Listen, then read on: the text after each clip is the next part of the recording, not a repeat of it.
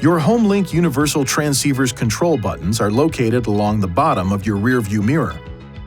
The system can consolidate the functions of various individual handheld transmitters to replace devices that operate garage doors, gates, lights, or security alarms. HomeLink is powered by your INFINITI vehicle's battery and requires no other power source. Remember that you'll need all of your handheld transmitters, such as your garage door opener, to successfully program HomeLink. To get started, clear the HomeLink memory. Press and hold the two outer buttons. When the LED indicator changes from solid to rapidly flashing, release both buttons. Your HomeLink is now ready to be programmed. To begin programming, position the handheld transmitter 1 to 3 inches away from the HomeLink surface. Now, using both hands, simultaneously press and hold both the HomeLink button you want to program and the handheld transmitter button until the indicator light flashes, changing from a slow blink to a rapid blink. When the indicator light flashes rapidly, both buttons may be released.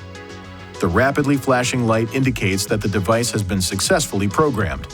If the indicator lamp lights up red, repeat the programming procedure for the corresponding button on the rear view mirror.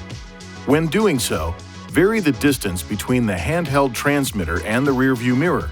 If the garage door system uses a rolling code, you will also have to synchronize the garage door system with the integrated garage door opener in the rear view mirror. To do this, put the ignition in the on position. Leave the vehicle and press this programming button. Get into the vehicle and press the previously programmed button on the HomeLink until the garage door closes. This last step must be performed within 30 seconds of pushing the programming button on the door drive unit. To activate a programmed device, press and hold the programmed HomeLink button.